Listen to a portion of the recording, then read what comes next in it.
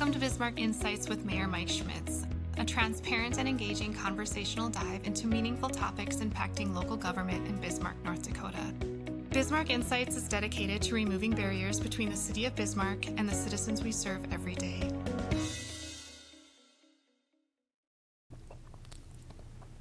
Welcome to Bismarck Insights. I'm Bismarck Mayor Mike Schmitz, and today we're going to switch from being government-centric to community-centric. Today I have with me Thom Brigl, owner of the Bismarck Bobcats, a great community partner here in town or in the community. And so, Thom, welcome. Thank you for being here. Thank you. Let's talk a little bit about yourself and then what got you involved with the Bobcat organization. And frankly, like one question people would probably want to know is, were you a hockey fan when you grew up? Yeah, you know, I tell you, I was born and raised in Mandan, North Dakota, as was my wife, Brenda, formerly Brenda Schulte. And, you know, at that time we didn't have, I'm old, we didn't have rinks in Mandan, and I was just glad to throw on some skates and we'd run down and chunk charcoal off the edge of the ice. That was our pole, our net. So we played a little bit, but no, not really. Didn't really have hockey. But my wife and I went to school at UND, so we were fighting at the time, fighting Sioux fans, right? And fighting Hawk fans today, I guess. And fell in love with the game there. And I can't skate to this day. I just can't. My kids all played hockey in Minneapolis, and so I love the game, and I love our mission with the young boys here. Yep. But definitely love the game. And as far as Bismarck, Mandan, I like to include Mandan, Bismarck, Mandan. You know, I love being part of this community, and if it wasn't for living in the cities, I would live here. But you know, I'm a Dakotan at heart. Sure, and we're glad to have you in the community, and I'm glad you brought up Mandan, because this really is Bismarck, Mandan, Mandan, Bismarck. We're one community, for sure. and we have to share our successes together. Yeah. Because that's just the way it works best. For sure. So what caused you to actually bring this hockey team to Bismarck? Yeah, well, my standard answer there, and a lot of my friends or acquaintances and sponsors have heard it, was mental illness. And so before it was defined. And so I didn't bring them here so much. It was actually started in 1997, and I think Chad Walker actually had them for a year. And then there were several owners over the years, and in 2001, a former partner of mine in another business got involved with the Bobcats, and it was bleeding profusely, and so he knew I was from here, and so he said, "Geez, Thom, can you come out and be a consultant?" And I said, "Sure, I'll give it a whirl. You know, I like hockey, and my kids all played. I love the game and love the area." So I came back, you know, having had some success in life, and you know, I can do anything. And long story short, 2 years later, they both left, and I was holding the Bobcat bag. Okay. And we continued to bleed profusely. It was just a very difficult business to be in. And so was with it for, you know, 8 or 9 years. And then in 2010, I went to the community, Mike, and I just said, you know, I think you guys really like Bobcat hockey. Seems like you do, but I just can't keep writing the checks because they were significant. And, you know, I got together and met with a lot of the city leaders, and you know, we had a luncheon at Center Ice. It was called, Puck Hockey, Let's Talk. And so we just kind of visited about the community and what the Bobcats could mean to it. Aside from that, at that time, we also won a Robertson Cup, our first one. And you can see the one over my shoulder here today. And that's our second one that we won last year, and we can visit on that further. But the history is that at that time, in 2010-11, I couldn't sustain it, and the city partners, meaning businesses, came around. Winning really helped. Coach Sedeby and Byron Poole won a championship, drew little attention, and so since that time, we worked towards breaking even. And now, whereas I used to beg and plead and just, you know, please support us, now I sell it as the go-to place. Because if people have been to a game that are watching, or yourself, the barn rocks, and you know, we sell it out really well, and the sponsors are fantastic. And so what started out as like, oh my God, has turned out to be, oh my God. Yep. And so the Bobcats are, I think they're well received, and youth hockey's grown, and we love it. Yep, and I can feel the pain because I was involved in a minor league baseball team once. Yep. Before the current Larks. Yep. Before the Larks. Yep. And it's a challenge, and I think I'm glad you're able to get the business community to buy into it, and because it is. I think in the wintertime, or actually you're not that, you may be already almost started. Yeah. It is the place for people to go and have some entertainment and enjoy what's going on, and we're really helping some young people who are the players maybe achieve a goal. Yeah, Or well, at least, without or at least give them a step in that direction. Yeah, for sure. And maybe not to bore you with details, but in terms of everyone has a mission statement, right, Mike? And so our primary mission as relates to young men is these boys, and I always get the question, how much do they get paid? Well, our primary mission is to get 16 to 20-year-old boys to play and get college scholarships. Yep. And so that's our primary mission as relates to hockey. Our second mission is to be in the community and be community partners. And so we're out there, and a lot of the teachers and kids know that we're out there with an anti-bullying campaign that really has been a trademark. And it's really been a terrific program, and we do it every year. So we want to be in the community. We try to never say no in terms of community events, and people that know Scratch, our mascot, we always say everyone knows Scratch, whether you're 2 months or 90 years old, and so we want to be in the community. But the third is we want to provide high-end quality entertainment, and it's taken a long time, but the show with Live Flames and Zeus, who's a 30-foot inflatable, like, the show is good, and people seem to be enjoying it, and we enjoy having them, and the boys love it, of course. So you talk about the boys that are playing, their ages are 16 to 20. They are. Are they going to school while they're also playing hockey? Yeah, it's a great question. So the times have changed a little bit. So the 16 and 17-year-olds, unlike us where you had to go to brick and mortar, a lot of those boys are doing online. Okay. The other dynamic that has changed over time is we used to be able to only have 2 imports. So it would be Europe or Canada or really anywhere. Now we're up to 8. Okay. And so those players of various ages, sometimes they have to do the online school as well. But they all need to graduate, of course, but they also need to keep their NCAA eligibility, although that has changed of late too with all the NIL money and things. It's a different world, as we all know. But yeah, they spend their time with school. They spend their time living with billet families, which are people that open their home to them, and it's a big commitment, 9 months. Yep. And so they spend their time with them, but mostly they're just very serious young men about hockey. So they train hard, they train a lot, and we play to win. Well, that's what helps make success, and actually helps you attract those sponsorships, those community partners, and puts fans in the stands, so to speak, and you need that gate revenue as well, I'm certain. For sure. It's just like a mini business. Our streams are sponsors primarily, and they've been absolutely terrific, just terrific. We're such great partners, and they want to help the community just like us. We're all the same cloth. Yourself, myself, our sponsors.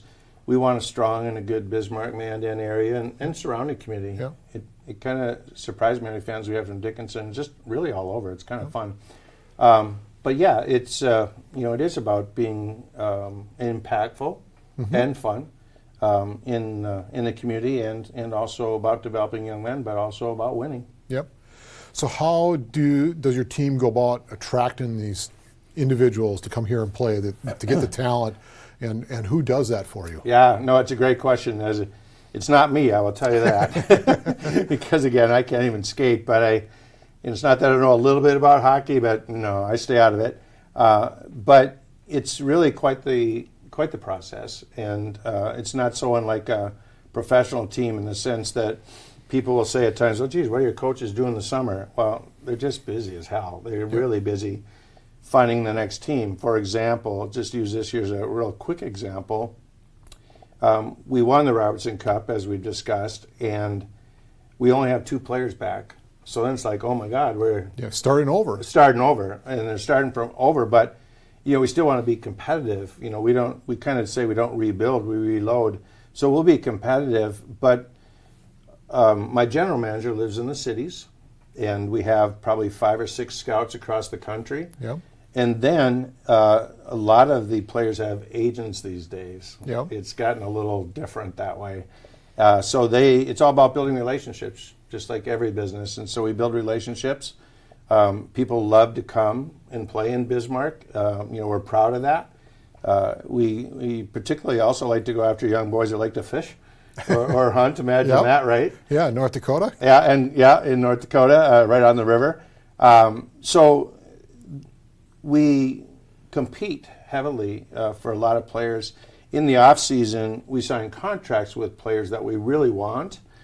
Beyond that, we tried out 300 boys this summer. Wow. In various places. And so from there, you have a draft, and you put together your roster of 30 people to start, and then we have to cut it down to 24 now. Sure.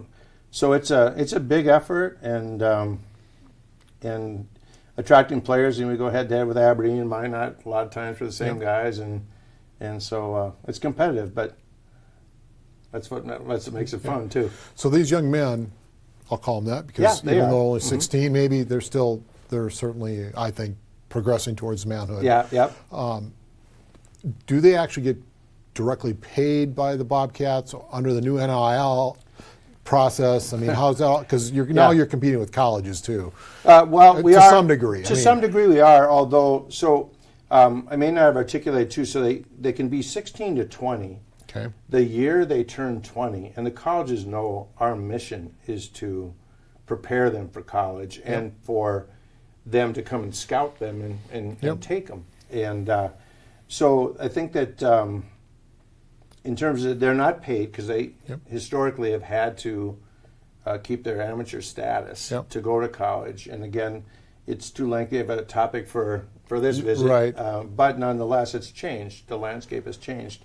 And so, but the year they turn 20, they need to leave, and because they age out. Yep. And so then we just continue to develop the next group. Sure. Mm-hmm. So how do they survive then in Bismarck? They really don't have a job. They have a job, but it's not a paying job per se. Yeah, exactly. Well, a couple things there. One goes back to the billet families. Yep. So the billet families, they house them, obviously. They feed them. Beyond that, they're young men, again, some at high school age, right? So the billets take care of them, and then we take care of them. They don't pay for anything. Okay. We, on the road, we buy all their equipment, and so there aren't costs that way. Their parents, in terms of going to the movie money or playing video games, that's kind of on their parents. And so their parents aren't totally disengaged, but they're taken care of, if you will, if that makes sense, between the housing people and us. Okay. And it's a big investment, and that's why I'm appreciative to have the sponsors because you just couldn't do it. It's a big investment, about $28,000 per player. I believe that. Mm-hmm. In fact, I'm surprised it might not even be more. Yeah. So we know these young men are here 9 months of the year. Maybe some of them are here longer, even outside of the season. But what is their engagement with the community? What are they doing? Because that's part of what the expectation is, right? Yeah, so, for sure. Like, what types of things are they doing? Yeah. And for example, I alluded a little bit to the anti-bullying campaign, which is something that we actually authored here in Bismarck just pre-COVID, and we went out to, Washburn. We tested it in the outskirts, if you will, 14 elementary schools outside of Bismarck and Mandan, and this is our marquee program. Okay. And we go into the schools, ages, after 7th grade, they don't care about us too much. We're all parents, we get it. Yep. But, ages 1 through 6 or grades 1 through 6, we go in, the boys read from a caricatured comic book about how bowling's not cool, and then they read a book on kindness, and then they create a kindness chain in the school. And Awesome. It's a very cool program. But that's our marquee one. Beyond that, we were actually one of the founders with Basin Electric of what used to be called St. Baldrick's and now Brave the Shave. Yep. And so we're kind of proud to have that feather. And so every year in March, Mike, we bring all the cancer fighter North Dakotan kids. Okay. And we get their siblings, because sometimes the siblings are forgotten, and we get them all on the ice. And it's a tear-jerking night, very emotional. And the kids, they all get a puck and they're on the ice and they get recognized by the stands, Mike. And we see them from year to year, and sometimes we lose them from year to year. But, we do that as well. And then, of course, there's the standard stuff like ringing the bell at Christmas, and we go into schools. We go into senior homes, too, because these young boys love hockey, but they play too much hockey. We want to bring up young men. And so we'll go out to senior homes or memory care homes, which for a lot of people is including myself, it's just like it's a different environment. A very different environment. And so for them to get that exposure to other real life things and also give back, to the seniors as well. So the boys are busy, and we try to be in the community. We're mentors for youth, not just youth hockey, but youth. And I think it is great. We try to be everywhere. Yeah, I think you're right. We got to make sure that these individuals, because they're going to be an adult, and they're going to have another life after hockey someday, and to understand and experience something besides hockey. Without a doubt. And the boys are open to it. It's interesting.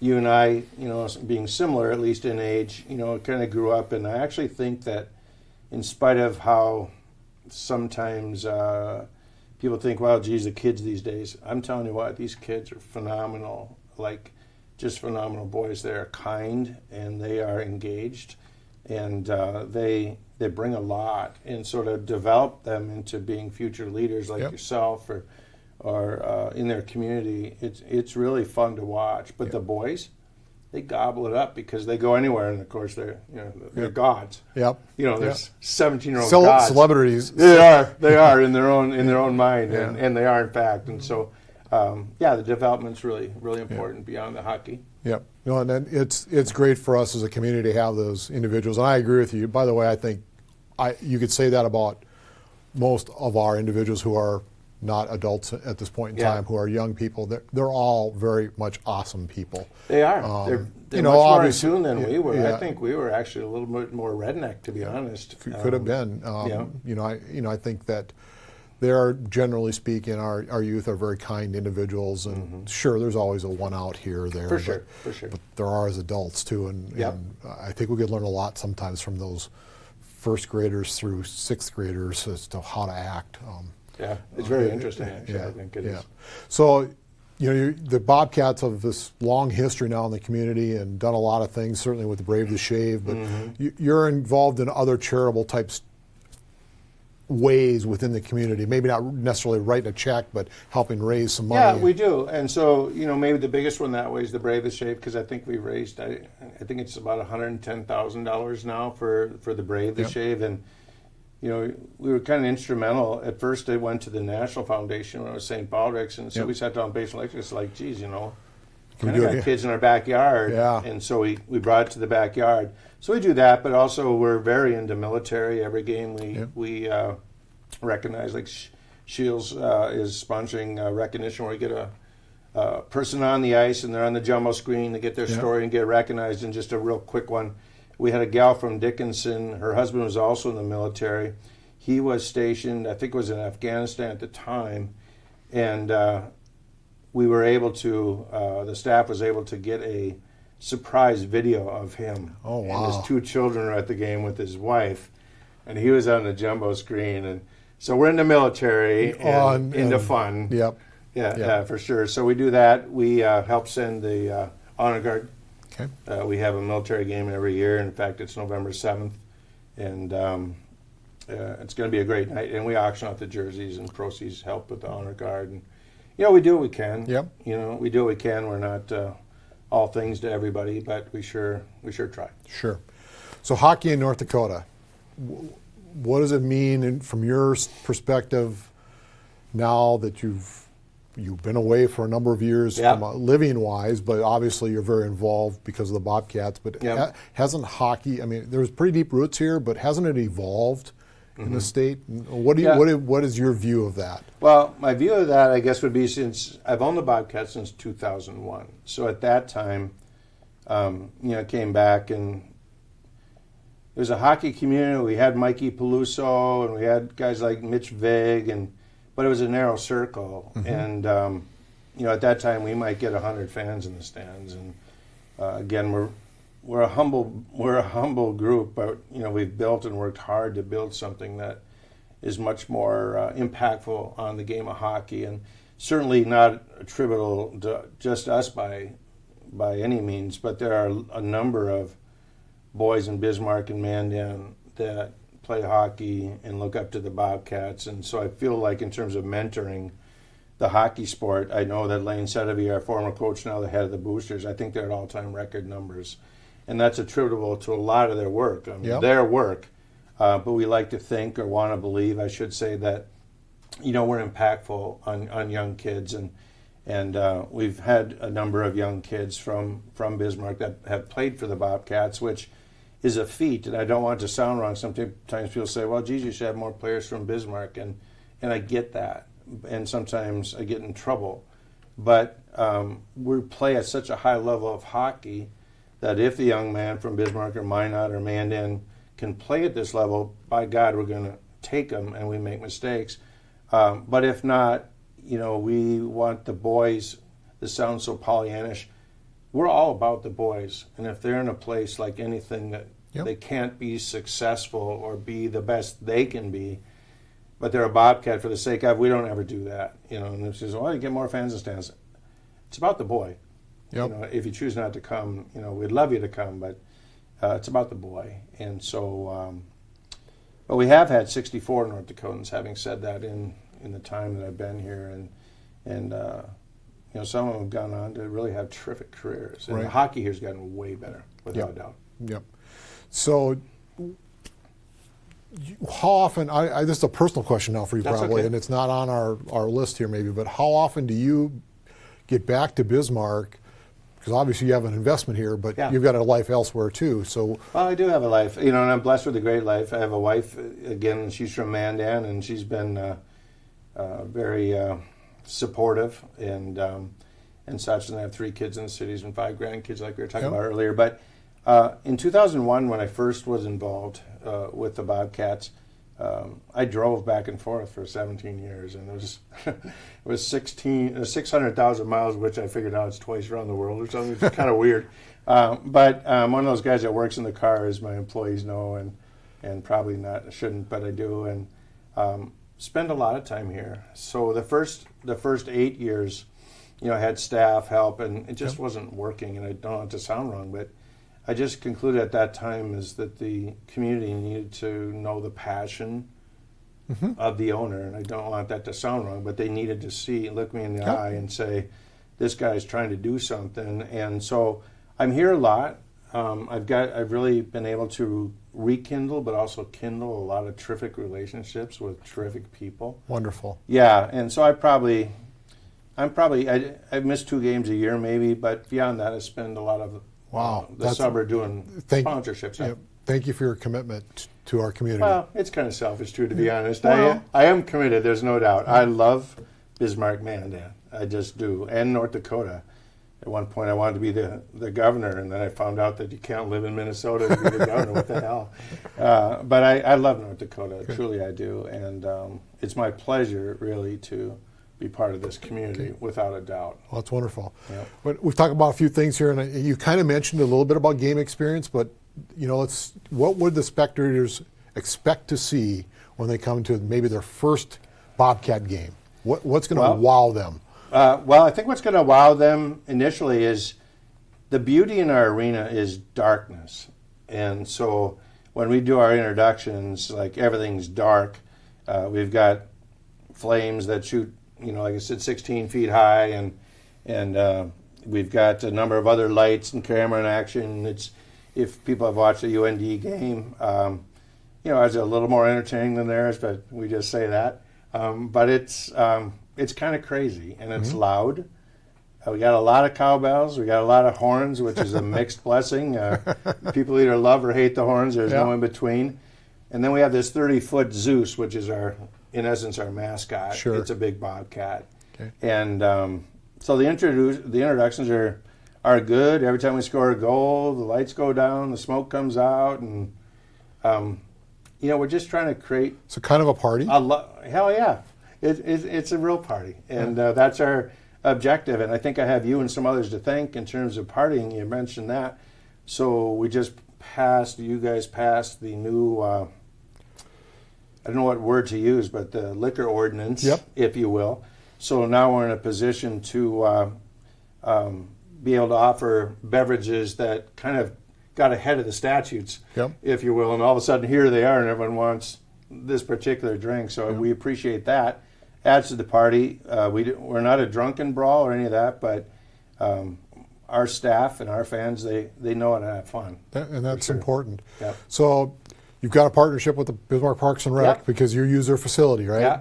And how's that partnership? It's been good. I started with Steve New back in the day, right? And Steve, of course, he was kind of hard-nosed, and sometimes we would bump heads, and he's still my friend today. We talk, and he knows that.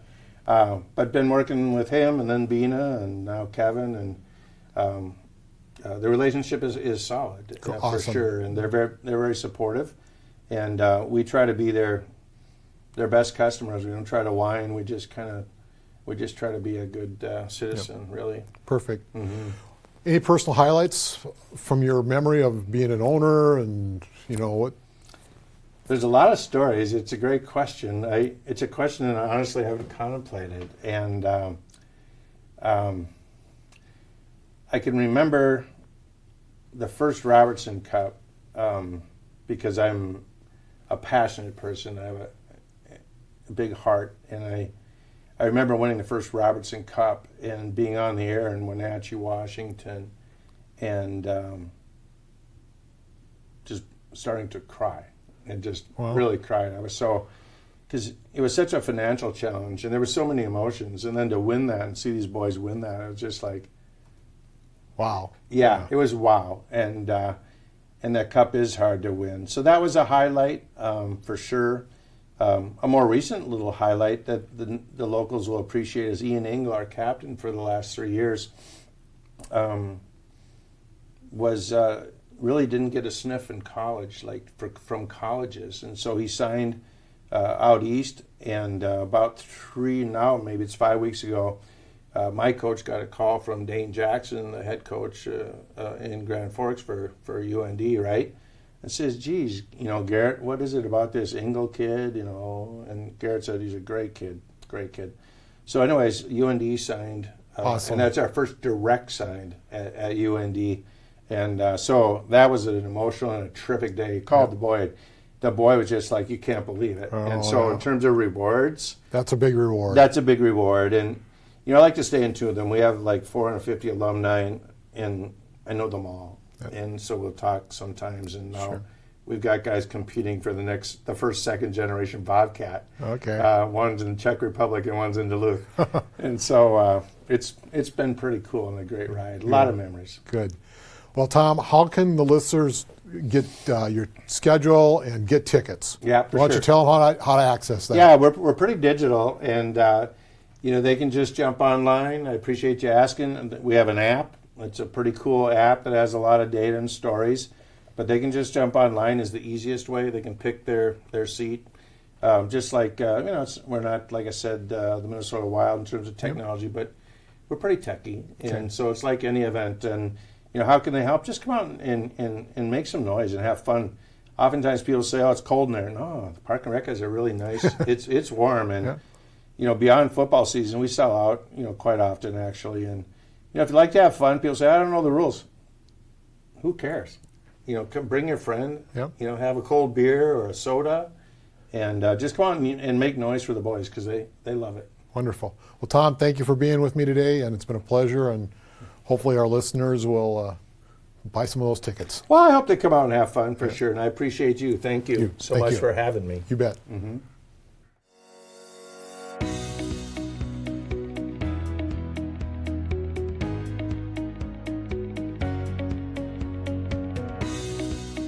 Thank you for watching Bismarck Insights with Mayor Mike Schmitz.